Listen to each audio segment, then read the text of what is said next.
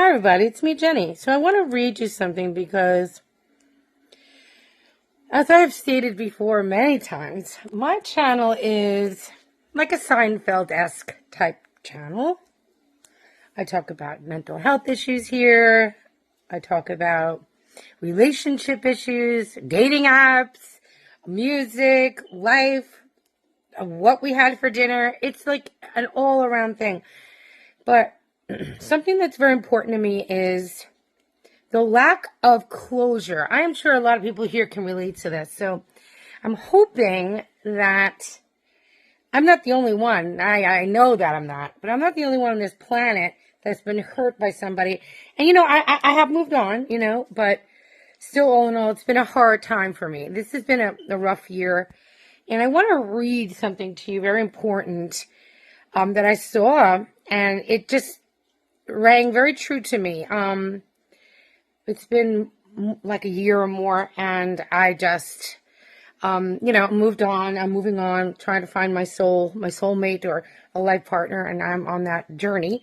But I still did not get the closure that I'm entitled to with the last person I was with. So I want to read you something that's really beautiful and heartfelt and also strong, and maybe other people over here that's part of my channel can relate. So here we go.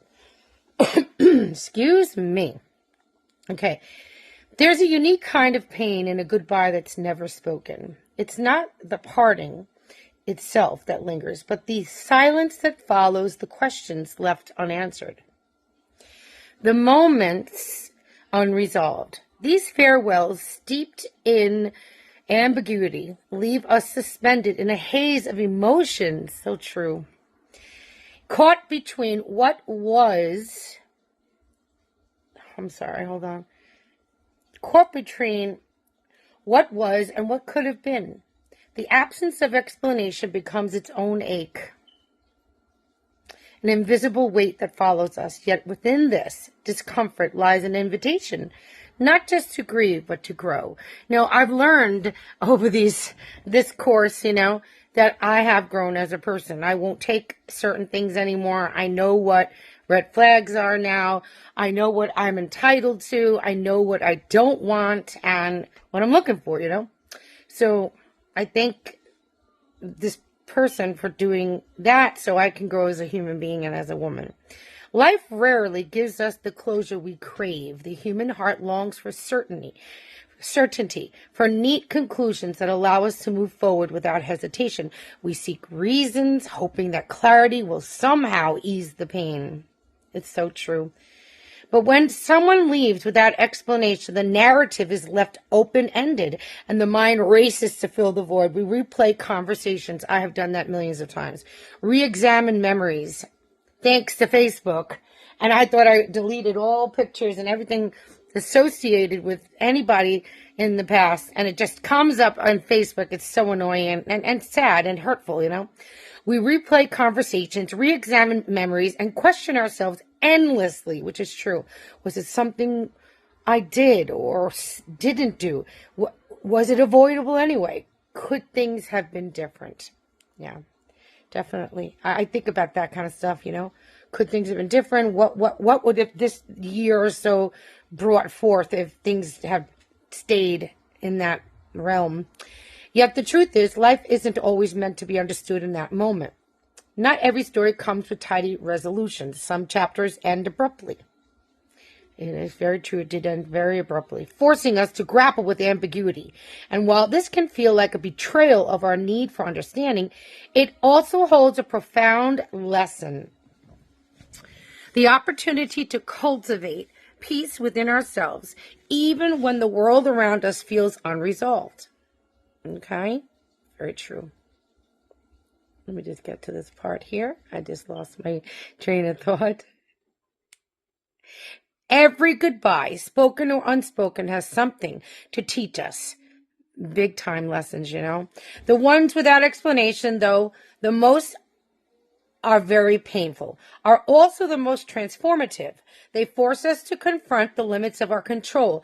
They teach us patience, resilience, and the difficult art of letting go. In their silence, they challenge us to create our own closure. It is true. You have to create your own closure since you didn't get the closure that you need to completely heal and move on, To find healing not in the answers we seek, but in the strength we discover within. Thinkers and philosophers have long explored this idea of finding meaning in the face of uncertainty. The Stoics, for example, remind us that while we cannot control the actions of others, we can control our response to them.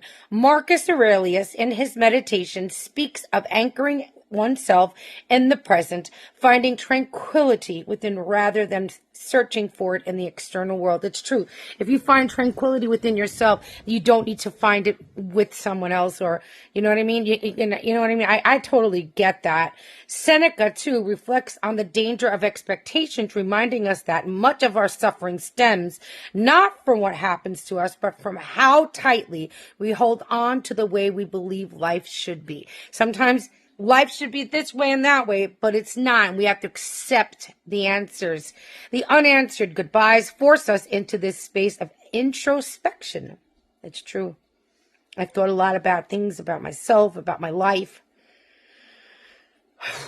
They strip away our illusions of control and remind us that closure is not something we demand and can demand from others. Sometimes you won't get it, And I didn't. True closure comes from within. It's not about understanding why someone left or what might have gone wrong. It's about learning to release the need for those answers. It's about finding peace in the present despite the shadows of the past. My God, that is so poignant. It really is. It really is. This process isn't easy. Hell fucking no, it's not. This process requires us to sit with discomfort, to confront our pain without the solace of resolution. It demands that we practice forgiveness, not necessarily for the one who left, but for ourselves. And let me tell you something. I do not forgive easily. I hold grudges, so I don't forgive. And I won't forgive people who hurt me. I can't. Because if I forgive, I'll be nice. And if I'm nice, then I'll forgive. And then I'll, you know what I mean? Then revert to that type of, oh, okay. You know what I mean? Like, F that. Forgiveness for the moments we doubted our worth, for the times we replayed what we could not change. It asks us to extend compassion inward, to remind ourselves that our value is not determined by someone else's choice to stay or go. Over time, we come to understand that some stories are meant to remain unfinished. Their lessons unfold gradually, teaching us about our capacity for strength and grace. The silence of an unspoken goodbye, painful as it is, becomes a canvas for our growth. It's true. It's helped me grow as a human being and as a woman and as a mom and as a person, as a friend, as a daughter. It's true.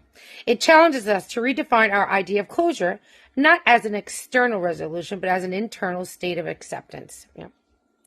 We learn to trust ourselves again. I'm learning that through therapy and through self-awareness and self-discovery, to believe in our ability to navigate the uncertainties of this life. Relationships, while beautiful and enriching, are not the sole source of our identity or strength. That's true. I don't need a man. I want a man. I don't need a relationship. I want a relationship. I like my alone time, but I'm lonely. You know what I mean? So I definitely want someone in my life, and I'm looking for that. So an unanswered goodbye pushes us to look inward to discover that we are enough as we are, whole even without the explanations we once thought we needed. The pain of an unresolved farewell doesn't vanish overnight. It ebbs and flows with life, teaching us patience along the painful way. But with time, we find that its edges soften. It's true. It gets less painful as the days go by, for sure. The unanswered questions lose their urgency, and the silence becomes less a wound and more a space where we can choose to create meaning, to cultivate resilience, and to honor our own journey. So what do we take from these silent endings? Let's see. Perhaps the most important lesson is this. We are not defined by what we've lost, but by how we rise after losing it. The strength to move forward without answers, the courage to heal without resolution. These are quiet victories, testaments to the depth of our resilience. Ask yourself this: what does it mean to let go of the need for closure. I don't know what that means. It means just to accept that, and in my opinion, I've done nothing wrong. I was great. I was great to the people that I told them that I loved them, and they ran off. And I have to accept that and move on. What would it look like to trust in your ability to find peace even in the midst of uncertainty? The answers to these questions are not easy, but they are profoundly freeing. They remind us that we are the authors of our own healing, the creators of our own meaning and our life, you know? Yes, some goodbyes can be extremely painful beyond words, but they are also transformative. They challenge us to let go, to grow, and to find strength in the silence. And in doing so, they reveal the quiet beauty of our own resilience. I'm very resilient. I've been through a lot in my life. As you guys know, I have expressed that. A beauty that no unanswered question or unresolved farewell can ever take away. So, on that note, it is so important to understand that I've moved on, but the closure that I did not receive was extremely painful. And I always question myself, like, what did I do wrong? What did I do wrong? What did I do wrong? Love someone, take care of them, be there for them, listen to them when they had gripes, be there for them when they needed me. And I did not falter in that. You know, and I know that I didn't do anything wrong. So on that note, what I'm going to say is I accept the fact that I have no closure. And I know that I'm an amazing woman. And I know that I am on the road to find my true soulmate. And I don't need anyone's closure, even though it's painful to say that.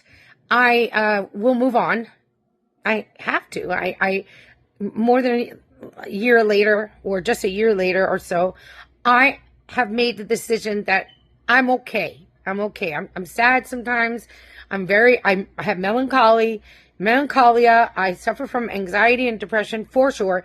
And that's why I talk about mental health issues here all the time, because I'm one of those people that suffer. But I'm okay, and I'm going to be okay. But the closure that I needed, I'm not going to get. And I'm not going to get from someone that really doesn't deserve even my time, efforts, or mind and thinking, you know? So I found this so profound that I had to make a video about it. If anyone here that is part of my YouTube community and family can relate to this fairly large and long video, please put your comments below. I thank you from the bottom of my heart. Jennifer thanks you for being part of something great. And this is my YouTube channel. I love my channel. I do. I put efforts and love into my channel. And I want you to know that you're not alone in your sadness if you feel that way. I'm okay. You know, I am currently looking for someone special. I am talking to someone right now, and let's see how it goes. I mean, you know, and those dating apps, I want to get the fuck off them. I really do. So I'm ready to move on. But it is not easy. It's not easy. It hasn't been easy. And on that note, I need a big giant hug. I hope you need a hug too. Let's hug each other. There you go. A big giant hug for someone that needs a reassurance that you are not alone in this troubled, hard, but beautiful damn life. So on that note, I love you. It's Jennifer, and I will see you on the next ride. Peace and love, and I hope that you subscribe to my channel if you're not subscribed and you come across this video. And basically, this video is about getting closure no matter how you find it. And I love you. Love always, Jennifer, and I'll see you soon. Bye-bye. So everyone, please like, share, and subscribe to our beautiful channel.